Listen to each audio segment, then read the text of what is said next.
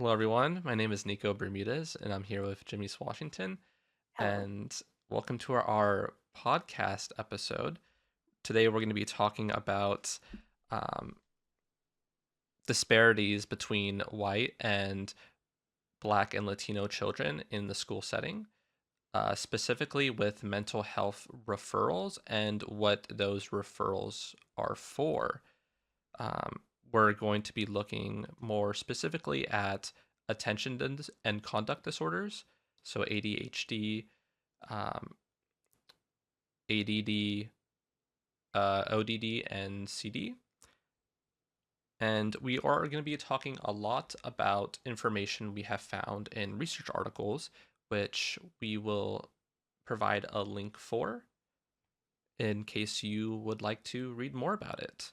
hmm So I guess it's probably best to start off with why we were attracted to this topic. Jamise, do you want to start? Yeah, of course. For me personally, this hits home pretty hard. Um, as a black woman, um, or girl back then, in the school system, this is definitely something that I experienced, wherein um, behavioral issues in the classroom, I think, were viewed with some bias, and um, I was not referred to any services, mostly just disciplined. So I think, kind of looking over the research and analyzing what some of the factors are that motivated that was really important to me. So I could help prevent it from happening to other students, other young minority students. Mm.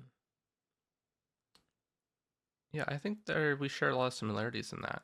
Um, I mean, being a Latino man, well, yeah, boy back then, um, I went to private Catholic school, and I think I want to say I was maybe one in four colored kids in my class. Hmm. It probably closer to like six maybe, but our class size was about 36. So it's just a fraction of the entire class is just us. um, and I although I didn't experience the same level of, I guess, um, oh man, what's the word I'm looking for, um,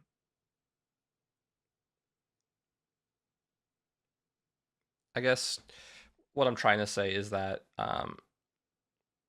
although my experiences in the school system were much tamer in terms of disparities, I Mm, definitely had some experiences where um, I had to think about, I was reminded that I was different. yeah.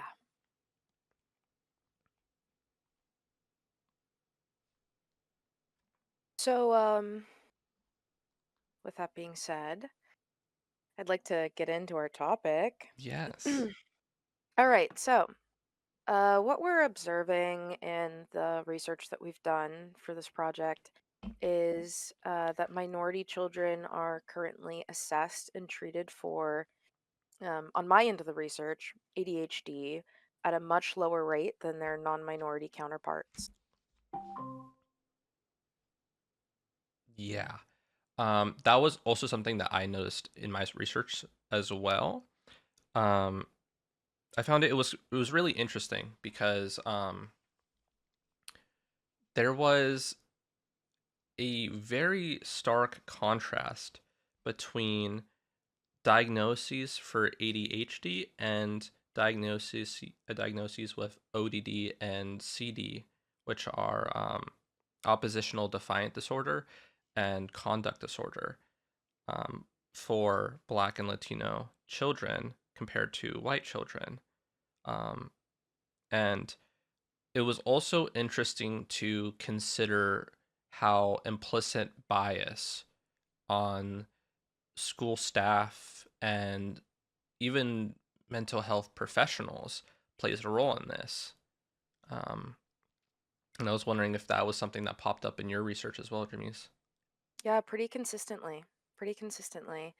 And it um, made me wonder, like, what are some of the other reasons that we see this underrepresentation of minority youth in assessment and diagnoses, or even in school-based behavioral health services?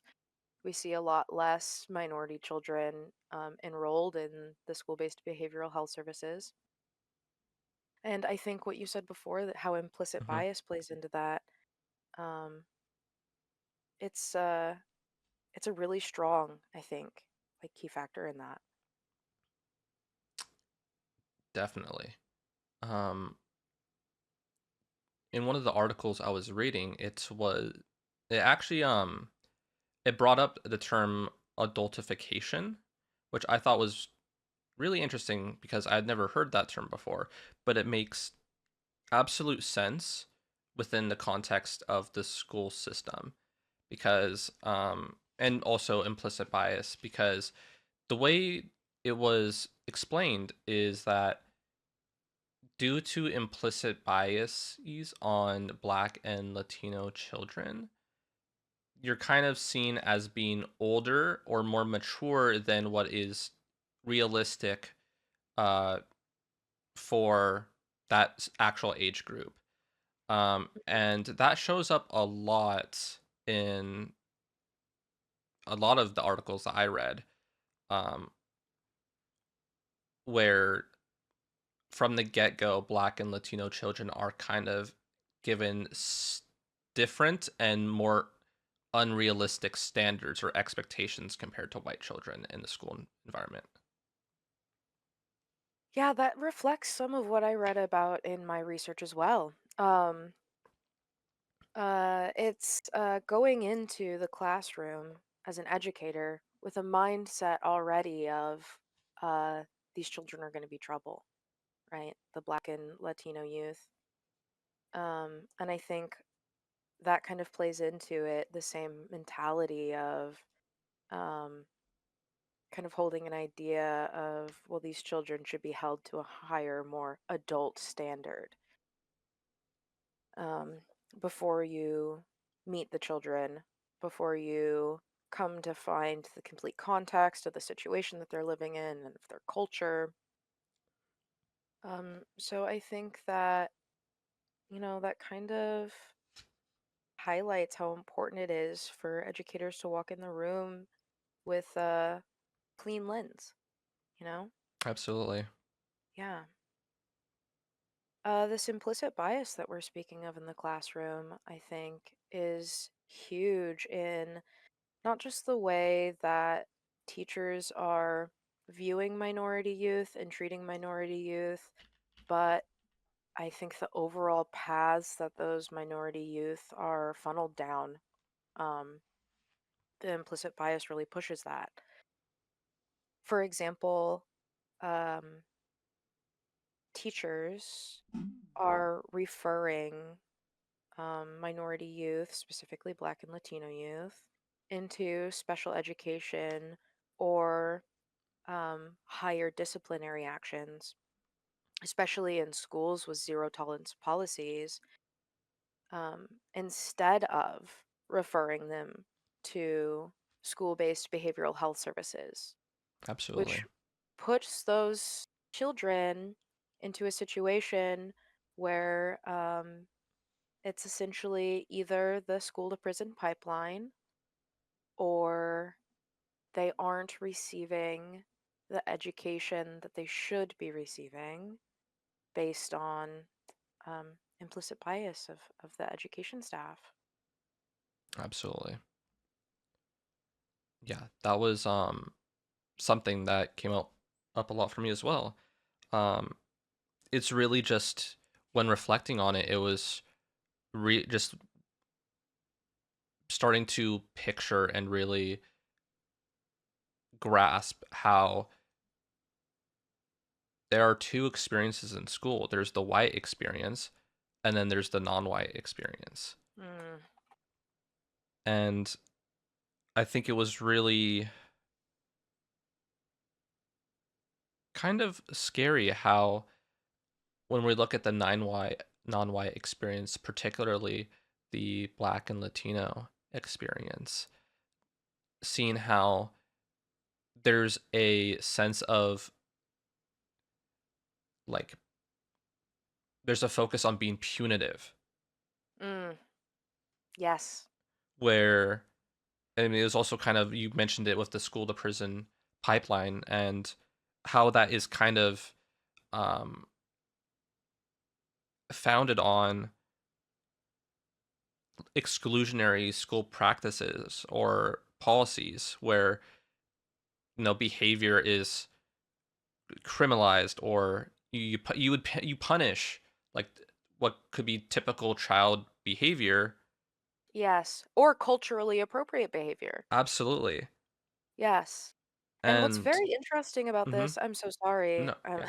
is that those punitive policies that you're speaking of and like the zero tolerance policies increase undesirable behavior and don't Mhm.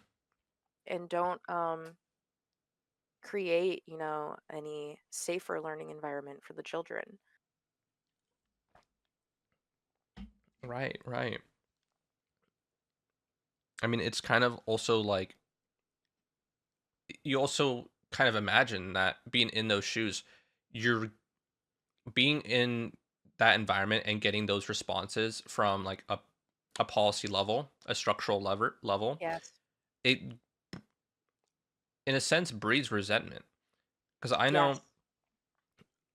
growing up and getting in trouble in school, there was a lot of times where I started to feel a little bit disillusioned with like the education process, like just being in school in general.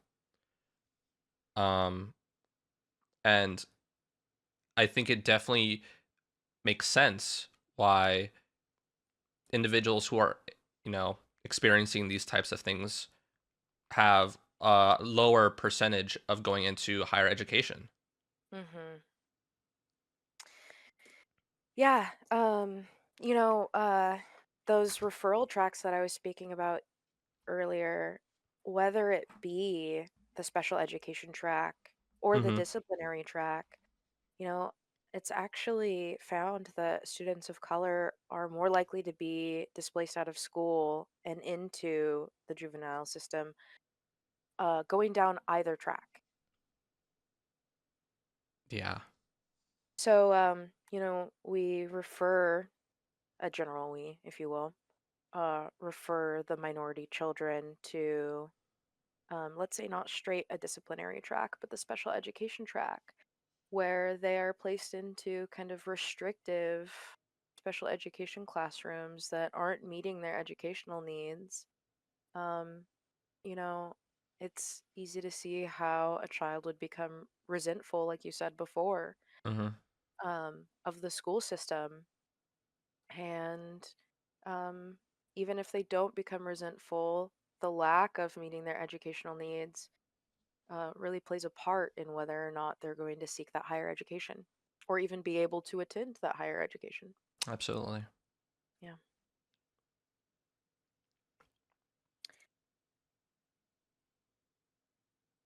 Um, I am curious.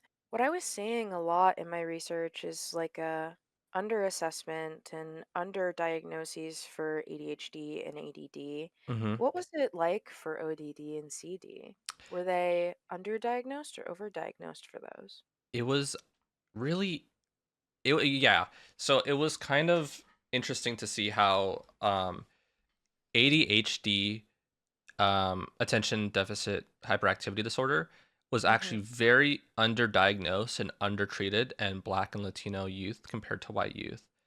And then Mm-hmm. meanwhile, you know, the more disruptive behavior disorders like ODD, oppositional defiance disorder, and CD, conduct disorder, are significantly overdiagnosed. Interesting. Yeah. And it's interesting when if you think about, if you take into consider implicit bias, it's interesting to think how ADHD is kind of recognized as, it's widely recognized as a neurobiological problem, um, of attention, hyperactivity, Mm-hmm. impulsivity. It's more generally understood, I would say. Meanwhile, ODD and CD are kind of seen as personality traits, where they're kind of seen as, these are patterns of uncooperative or defiant behavior, or just typically what people would see as anger towards people in authority. Um, and it's very stigmatized um, Hmm.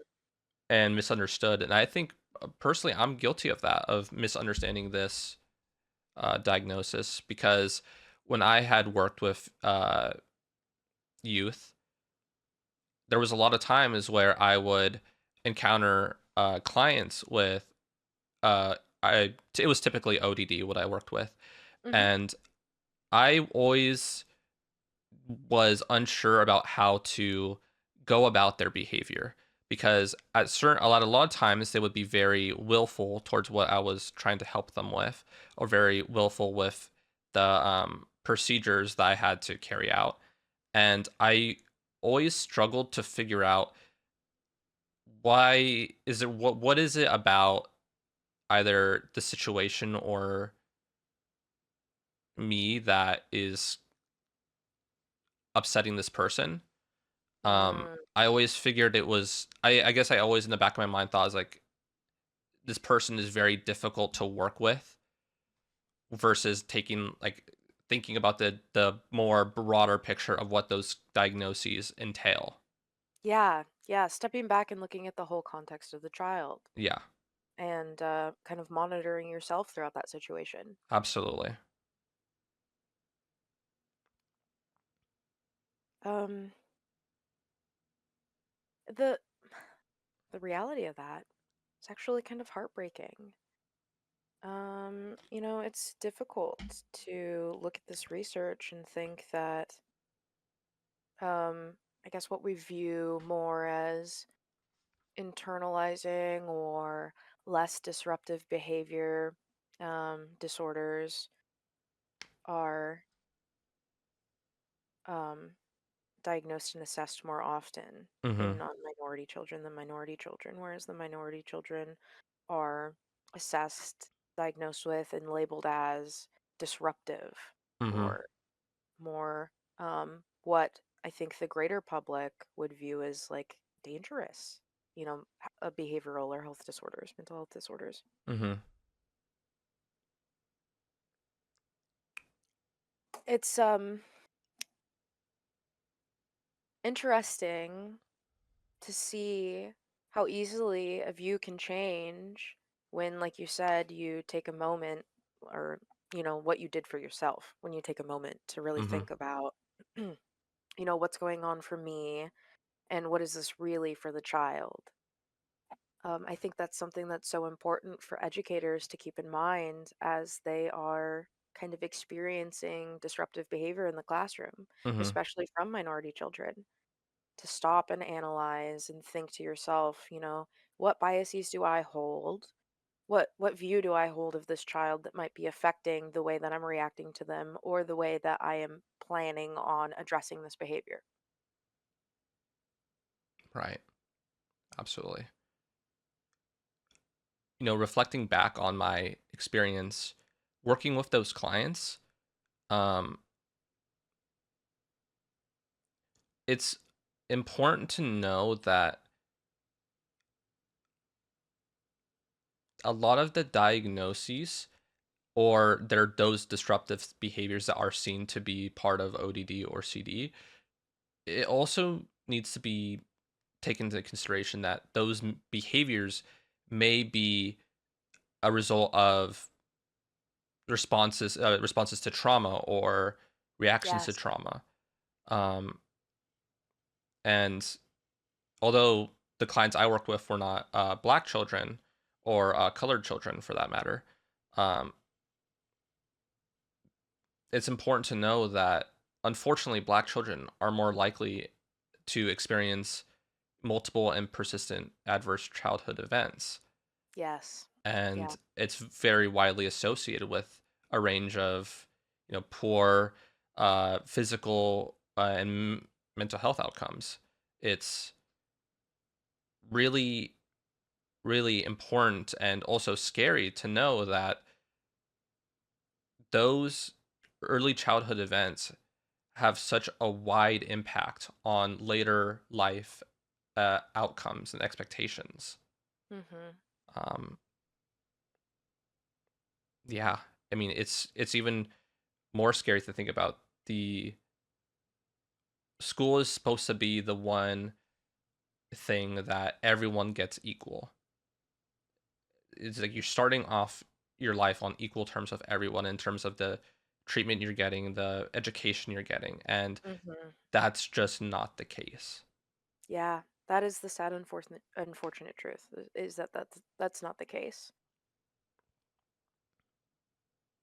Um I I think that those kind of social determinants of mental health that you were speaking about are very important for educators to keep in mind also, you know, Hmm. as they're um approaching behaviors that they believe to be disruptive and planning referrals or how to address these. It's um, definitely true that children of color are more likely to experience traumatic events. I believe even before entering the school system, Hmm. definitely while in the school system, Absolutely. right? Because we have to keep in mind that these implicit biases that some educators may hold are certainly experienced by the child. Hmm. I can say as a young black child in the classroom, I knew when I was being discriminated against. I could feel it. And it certainly made me more resentful. It certainly made my behavior, I'd say, less desirable for the educators, you know? Hmm.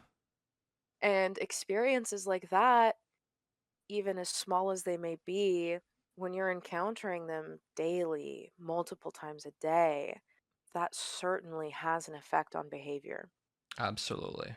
Yeah, something to be very aware of. And, you know, when we do take that moment to stop and consider what's going on, a huge consideration that educators should keep in mind.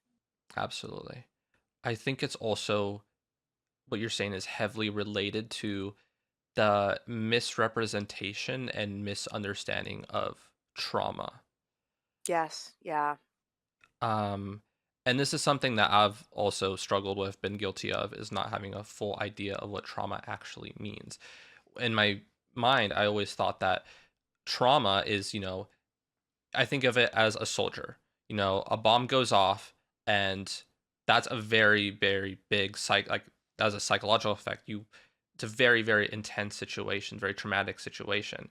Hmm. So it's one event. It's like I always envisioned it as one event, a very big event, when in reality, trauma can also be many, many, many very small Yes, cuts that build over time.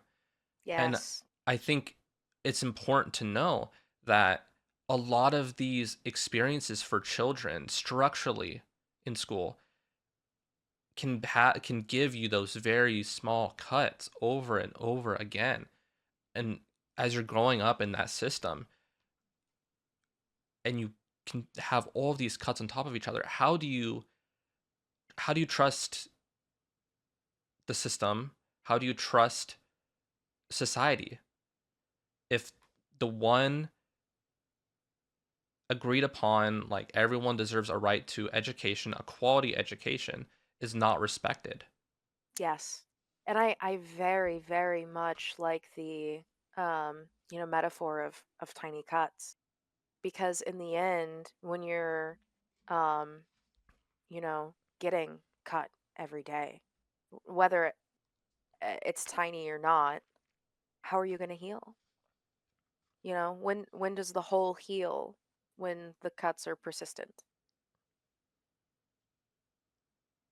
I think that plays into a little bit something that we haven't talked about or done, complete research on in minority children, Mhm. but I feel it kind of connects to complex PTSD. Mhm.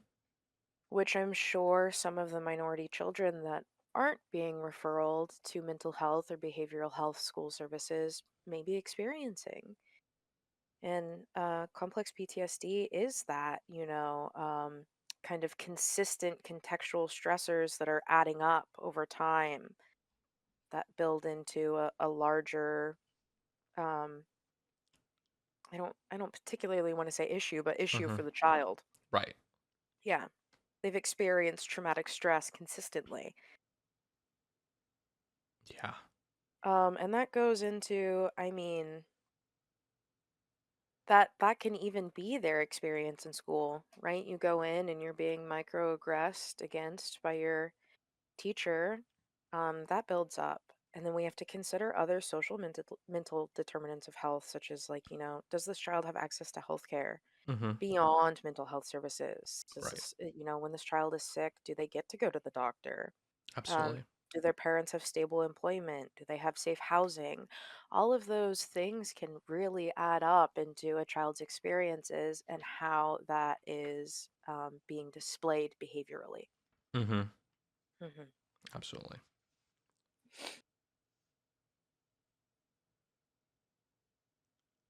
I think it's also important for educators to, um, as we discuss the possibility of educators stepping back and really tuning in with what their biases may be and how they're viewing the child. Important for them to consider as well before making any decisions on referrals, Mm-hmm. um, the family's cultural view, of Yeah. that behavior. Is this something that is culturally appropriate or, considered a cultural normative in the household? Right. Um, which also, I guess, it's like an interplay of the biases, right? Mm-hmm. It's difficult to kind of pin down because um, I know, at least in my family and other Black youths, being a little bit more what one culture might view as aggressive was normal, and Mm-hmm. for us was not aggressive, Right. right? And so I guess kind of being able to take yourself out of that biased view and really understand it from the cultural perspective is very important. Absolutely. I definitely like how you mentioned culturally appropriate behavior hmm because a lot of times I struggle with like, okay, what are some examples of that? As I've reflected on my own experience, one of the big things that I um experienced was like kind of physicality.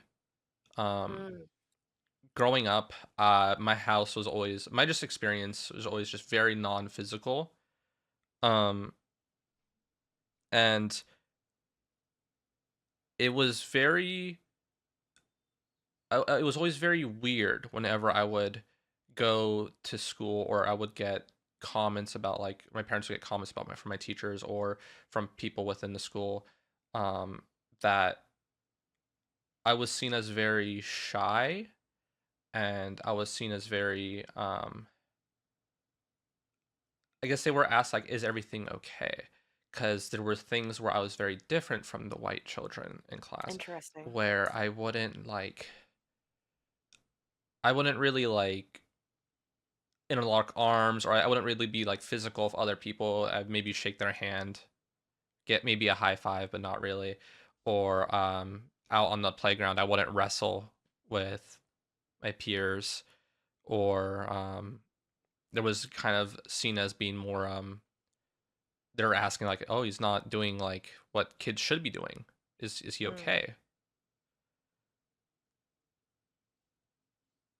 Yeah, that definitely does play into that view of culturally appropriate behavior.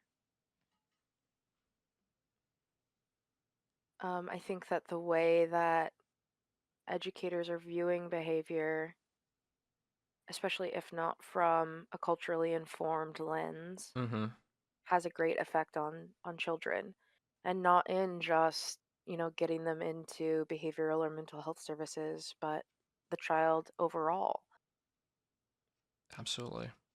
There are, studies that show that the teacher's racial identity and their view of culture has a great effect on how Mm-hmm. they're perceiving the behaviors in children, which is, what you were experiencing, right? Mm-hmm. Absolutely. I believe it's been found that teachers with more culturally informed views or teachers with more cultural training are less likely to misconstrue cultural behaviors as, rude or Mm-hmm. disrespectful or threatening or worrying. Mm. So another another reason why this is so important. Yeah.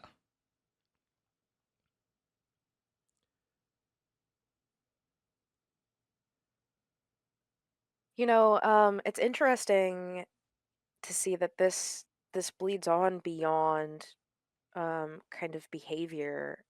Some of the studies that I read, um, I guess what we would view as disruptive behavior. Mm-hmm. Some of the studies that I read even brought it into how teachers are viewing students as a whole based on how they're dressing. Yes. Yeah, or you know, uh, behavior that wouldn't be disruptive, yet they are viewing it in a negative light. Mm-hmm. Such as like, a young black female student, perhaps the way that they are carrying themselves that day being viewed as unladylike, you know, Mm. or the way that they're dressing. Um, one study spoke about how many young black girls were told that they were dressed inappropriately Mm-hmm. when they were dressed similarly to their white counterparts, labeled as, um, I hate this word, but hoochie mama clothing or, you know, quote unquote ghetto clothing. Mm-hmm. And even something as small as that can, eventually over time play into how the child begins to behave. Mm-hmm. That would certainly bring in some of that resentment that we were talking about earlier. Definitely. Yeah. Race and gender are also huge predictors of um, corporal punishment being used in the classroom. We find that there's a higher frequency and severity for both Black and Hispanic, especially males, um, as like recipients of corporal punishment, Mm.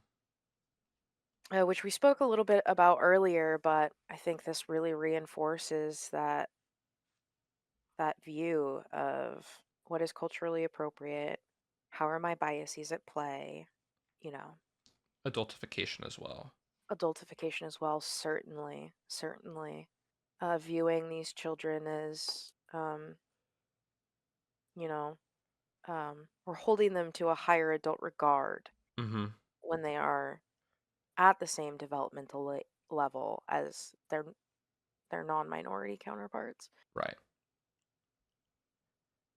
I think, that also, I mean, we haven't touched on this specifically yet, how adultification also plays a role in um, children with, like Black or Latino children with disabilities, Oh, um, interesting. whether it's be intellectual or learning disabilities.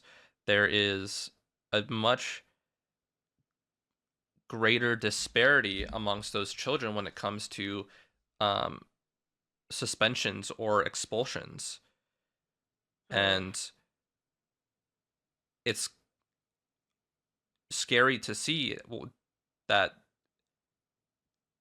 the suspensions and expulsions are, those are very severe scrutiny and punishment disciplines for what may be a very appropriate behavior or response with from a child with a disability, and they're being given punitive measures rather than special education or other supportive resources.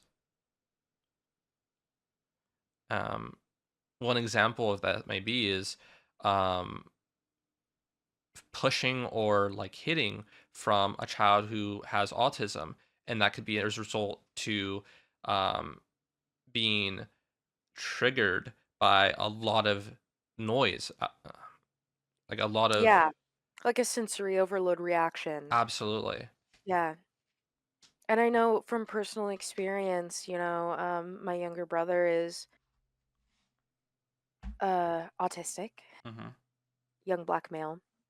I'm dark skinned, so a lot of his behaviors get viewed in that light. Yeah, um, a lot of punitive action from his teachers when he's engaging in behaviors that would be considered normal or even stimming in the household. You Hmm. know, one of Absolutely. his Yeah. yeah, one of his stims is to kind of like slap his hands around, Hmm. wave them around very quickly, very hard. And yeah, if someone gets caught in that, they're gonna get hit, unfortunately. Yeah. But that's not, you know, had the teacher stepped back and really assessed what was going on there and considered their biases and what is considered normal or appropriate behavior for this child, you know, wouldn't have been or shouldn't have been punitive action in that case. Yeah. Definitely. What's really difficult with this situation also is that, even when youth, like Latino or Black youth, do encounter mental health services, the mental health treatment system, it's like the next challenge almost. Hmm. It's the same kind of, you know, two-track road. Yeah. Instead of being between special education referrals or disciplinary actions in the classroom, you end up in a system where you're either non-diagnosed or diagnosed. Right. And the non-diagnosis leaves them with, inadequate treatment. Hmm. Um, Symptoms are being untreated, undiagnosed, and that further plays into the overall view of their behavior from people that hold implicit biases. Absolutely. Whereas diagnoses, unfortunately, um, for young black youth especially, diagnoses can end up in more restrictive placements. And I think that plays into what we spoke about earlier, where a lot of the black youth and even Latino youth are being diagnosed with conduct disorders, Hmm. you know, um, disorders that are viewed as more dangerous or more aggressive, have like a more negative connotation to them Hmm. overall. So they receive these diagnoses and get placed into restrictive settings, Hmm. and sometimes that means incarceration. So it is very important that we assess, me and you, I suppose, being future marriage and family therapists, Hmm. for us that we, assess and diagnose with uh, uh, culturally sensitive, viewpoint. Hmm. Absolutely. Um, I think that it is also important for educators to understand, when you do refer students of color to um, school-based behavioral health services or mental health services, what effect might this have on the child? And that's not to discourage them from doing so, Hmm. because in the end, what we would like to see is, these children of color being directed towards services that could help them.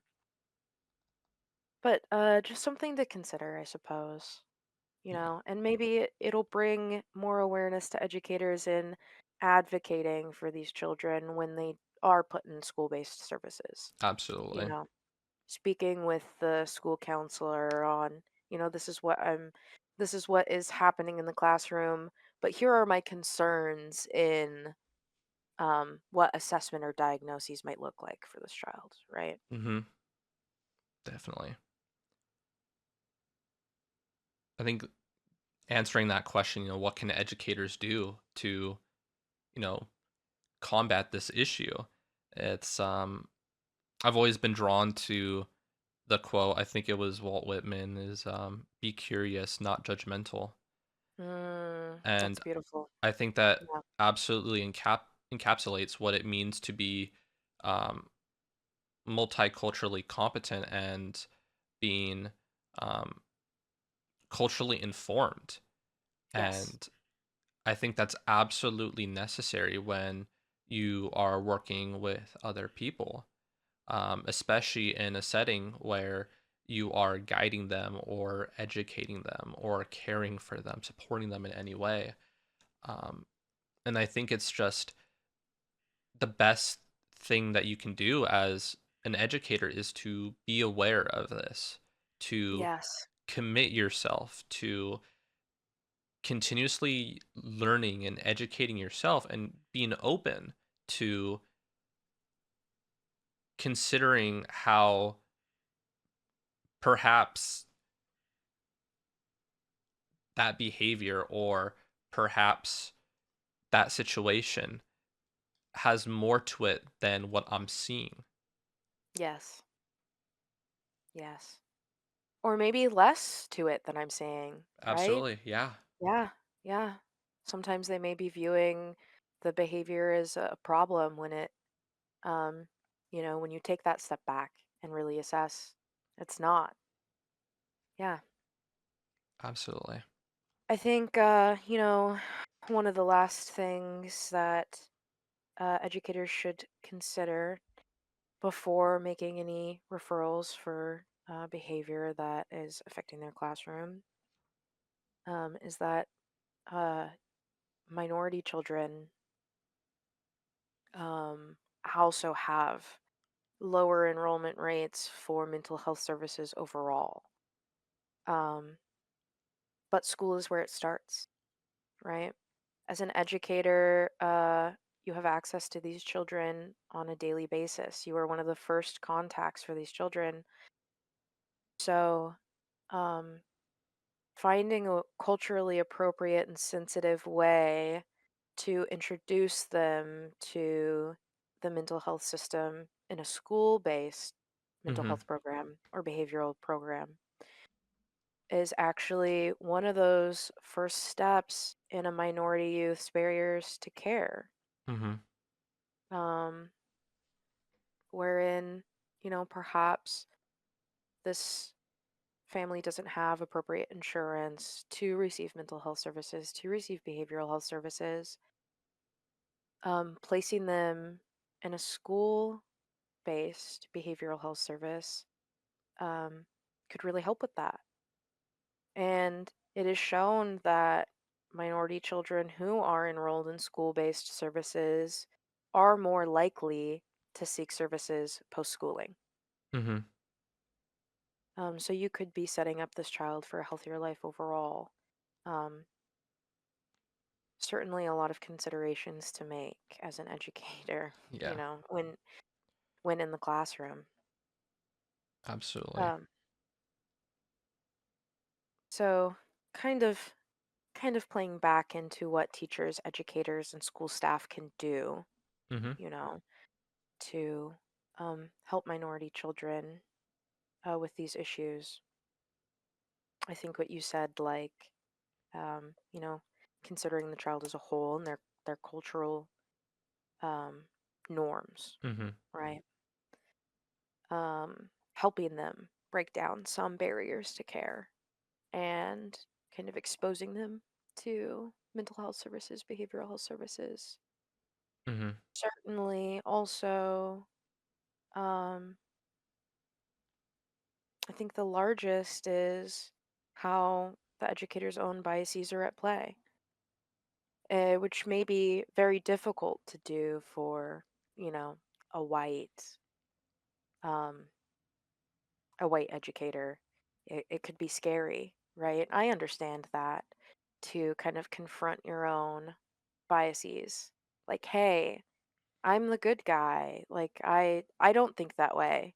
When in reality, there may be some things at play that you're not fully aware of. Mm-hmm. Um, and with no judgment to yourself, really assess those.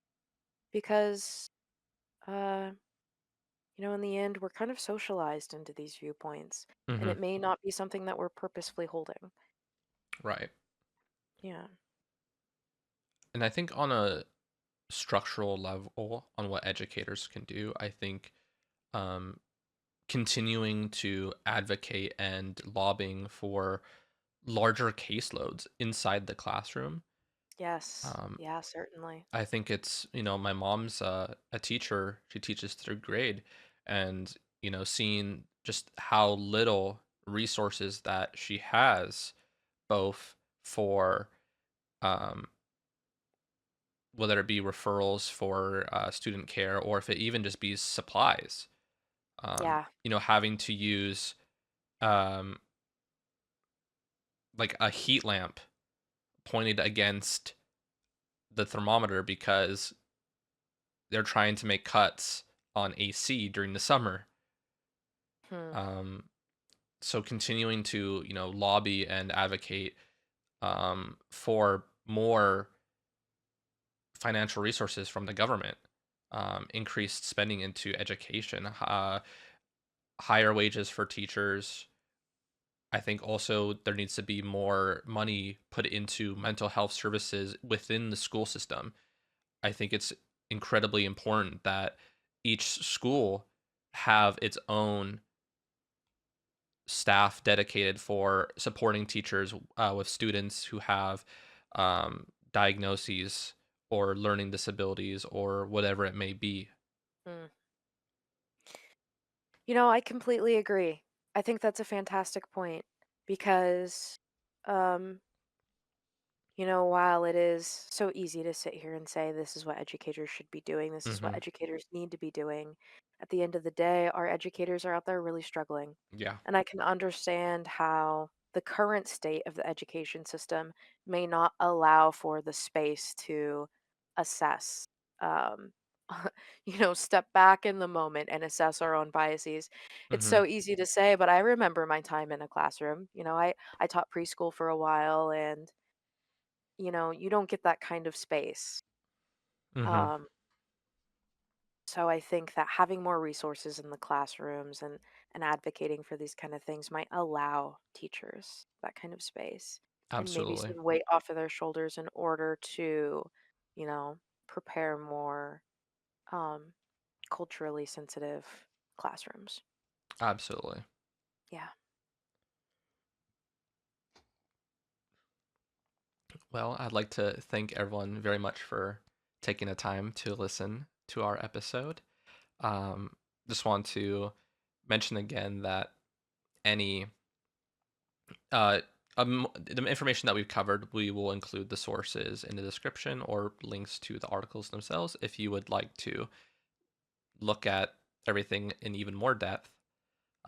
And Jamise, do you have any closing words that you'd like to add? Oh, please go look at our resources. Yes, they're They are yes. fantastic and very interesting. And while this is kind of geared towards educators, I would like to say any school counselor that is listening to this, Hmm. these are fantastic resources for you. Fantastic resources for you. Yeah. Even for general counselors. I mean, yeah, that's true, right? Because a lot of these resources speak about, references kind of speak about how diagnoses can affect minority youth, Absolutely. or non-diagnoses may affect minority youth. So I think for all of us listening currently, these are great references for us. Yeah. Or even just to get a better understanding of what the day-to-day experiences or systemic experiences that marginalized children have in school. Yes. Well, I want to thank you, Nico. I enjoyed our conversation. Yeah, you as This well. topic was very, very not just interesting, but close to home. Mm-hmm. You know, I think this brought me a little bit of peace being able to participate in this. Yeah, So, thank absolutely. you. Of course. All right, goodbye, everybody. Goodbye.